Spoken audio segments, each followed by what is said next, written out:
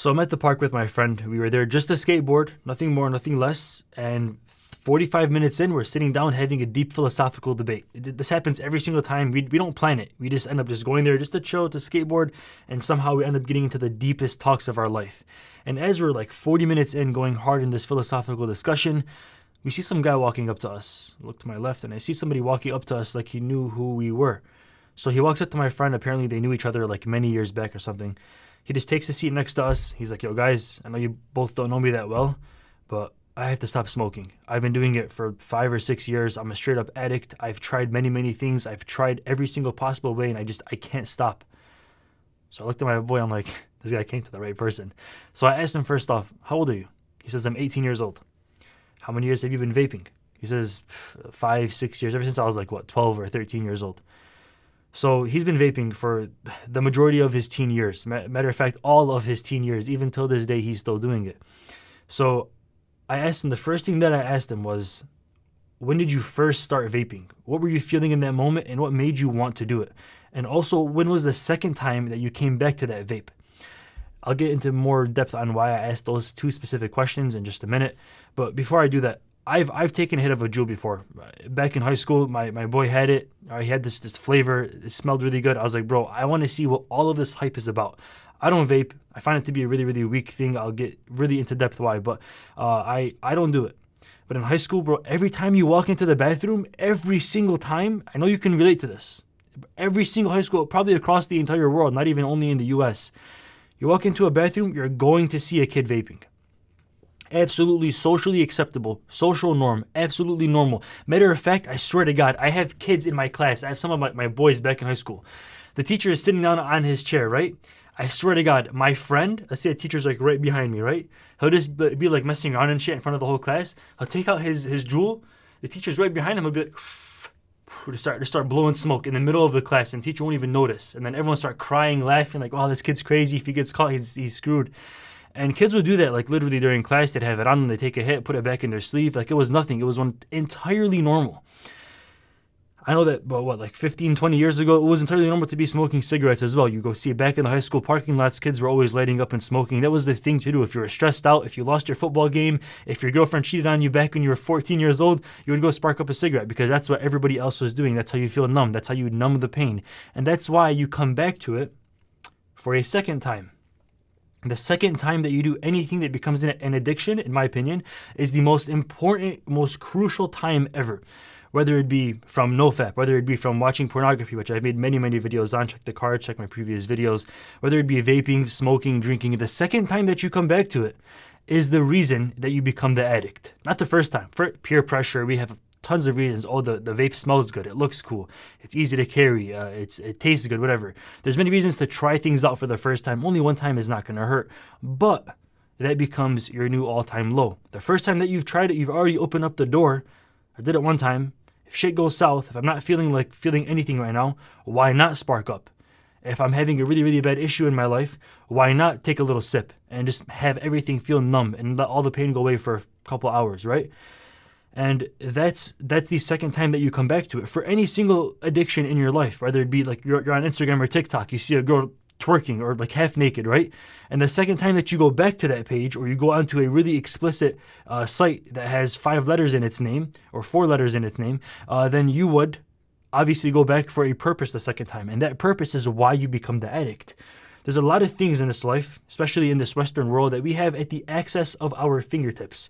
You walk into a gas station, buy a vape, buy a pack of cigarettes, buy a drink, whatever it is. It's right there at all times. Or you pull out your cell phone, type in a 4-letter website, and you have access to millions, countless, endless hours of naked people doing it on your phone screen. And it's not weird to talk about that, by the way, because the true reality of it, and the studies are showing that people are being exposed to it at a younger and younger age. So don't feel awkward that I'm talking about porn. It's entirely normal, right? According to everyone else's standards, it's a societal norm to be watching that since I think the average age is about 12 or 13 right now, and it's dropping each and every single year. So now we have vaping. It's so convenient. It's so convenient. If it was made for previous smokers, by the way, that's the reason that it was made. It was made by a pharmacist. That he himself wanted to quit smoking, so he made the vaporizer. He was vaporizing nicotine and the propylene glycol and vegetable glycerin, all the other ingredients in there. And he made this so that he can still get his nicotine buzz, still do his oral fixation, because that's what vaping or smoking is. It's an oral fixation, right? It's nicotine too, but at the same exact time, there has to be something that you're puffing on in your mouth because that's the part of the addiction. So he made something that would cure the oral fixation, cure the nicotine addiction, and would not give him the tar and tobacco that was going into his lungs that would end up causing cancer. By the way, vaping is not safe. There's many, many studies on that. We're not even going to touch the science. But the man that created vaping still smokes and still vapes till this day. The man that created, the pharmacist that created vapes is still a smoker and still a vapor. He just added another thing that he can puff on to his collection. That's all he did. I took a hit. I felt the buzz. I felt the high. I felt what everyone goes crazy about, what everyone keeps on coming back the second, third, fourth, and fifth time for. Why didn't I become a nicotine vaping addict? If I took a puff of a Juul, why didn't I come back for a second time and say, oh my God, bro, I need that shit, and start scratching my neck like I'm a freaking addict, right? And the reason is that, well, it was a couple of reasons. First, I didn't own one, so it wasn't on me. I didn't have access to it. If I could go back, I wouldn't have even done it in the first place because that became my new all-time low. There was actually some points where I'd be feeling so tired, so moody, I'd be feeling some sort of like melancholy where I wasn't happy, I was sad, I was tired, I was drained. And I'm like, man, the only thing that would make this weight on my chest go away that I know of that I've tried before is hitting that vape. And if I had a vape on me at the time, I'd be a vapor right now. I'd still be taking this drag of that Juul like a freaking cringe teenager kid, right? But I'm not because I didn't have it on me. And also, it's because I didn't vape to run away from a problem. I just tried it out because it smelled good, right? So that's the issue that we see happening now is that why do you go back to it the second time? It's so important because the first time, your boys are doing it. All your friends are doing it. They're all getting buzzed. Oh man, it feels so good. It's so fun, whatever. And it's not necessarily that's wrong. It's the escape that can give you, right? So now if you're in a dark, bad time in your life, you know, listen, if I don't want to feel this, instead of meditating, instead of working out, instead of going for a run, instead of putting in the actual time and effort and physical exhaustion into feeling that dopamine rush after, right? Like after you go work out, you leave the house, put on clothes, start lifting weights, start doing your little chest press. And then as you walk outside of the gym, that's when you feel that dopamine rush. Like, okay, I worked for that. I deserve that. Money can't buy that. You can't buy a workout, right? You have to actually go there and put in the work. You can't buy a meditation session. You have to sit down, be in tune with yourself, breathe, and wait 10, 15, 30 minutes. It's that time, it's that exhaustion, whether it be mental with meditation or physical, right, that will eventually let you grow as a person. And then after the hard workout, after the long meditation, then you'll feel the reward. That's the problem with vaping now, is that you do nothing.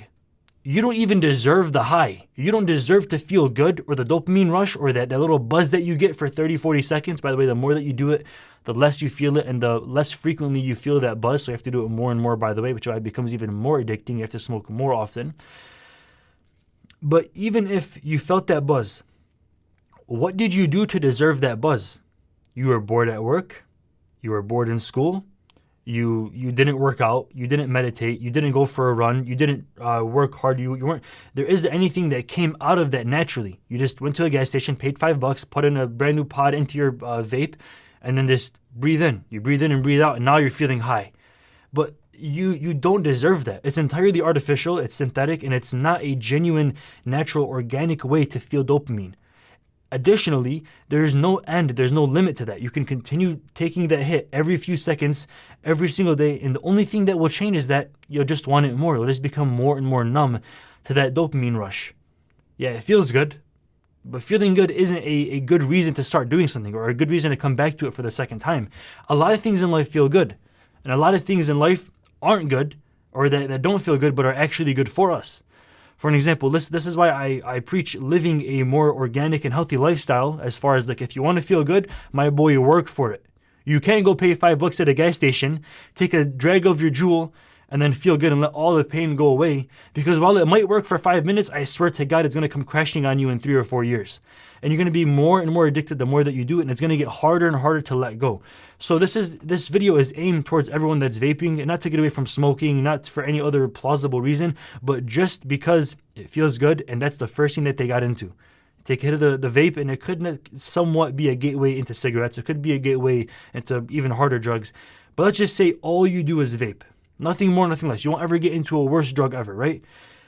You're still feeling the rush for doing absolutely no amount of work. If we go back to our primal caveman days, thousands of years ago, right? They had to actually work to feel that high. You don't. You walk into a gas station, pay $5, $6, $7, and you walk out and you just breathe in and breathe out. Now you're feeling buzzed and lightheaded and high and cool and everything's calm. And then it starts to calm down maybe in 45, 50 seconds. And then you have to take another hit over and over like a freaking pacifier, like a baby. It's taking you backwards in life. Now you aren't breathing in oxygen. Now you're not taking care of your problems like a true warrior, right? Like it's not like it's even in your hands anymore. Anytime shit gets hard, anytime you get anxious, anytime you get stressed, anytime you get nervous, instead of facing it with a long-term, natural, genuine, authentic solution, working out, meditation, reading, any of the above, that is not going to hurt you, that's not going to become addictive, and that's not going to have any harm on you physically or mentally, you just, pain's gone. 30 seconds later, you want it again. With nearly any addiction in your life, go back. Why did I do it for the second time? Why did I ask my boy for the second hit? Why did I actually go to the gas station and buy one and have it on me? And when I did take that hit, what was that feeling that pulled me towards it? See, it's that problem, it's that void that you have in your life that's pulling you towards this. You're like, yo, I don't like what I'm feeling right now, and instead of solving the problem, I'm just going to make it go away for a little bit. And you can keep on pushing it back, but the problem will continue to grow and grow and grow. And by the time that you're, 35, 30, 40, most of your entire life is entirely subconscious. So once you've built all these building blocks in your life, it's so hard to go back and break them down and restructure who you are as a person. So don't let it get to that point. Don't let it get to the point where you're just living your life daily in a routine. Hey, I'm just going to hit the vape because I'm bored at work, or because I'm not given enough attention, or for any of the reasons possible. Don't let it become your coping method to your problems in life. Thank you for watching this video. Stay dreaming, stay lucid. I'm out. Peace.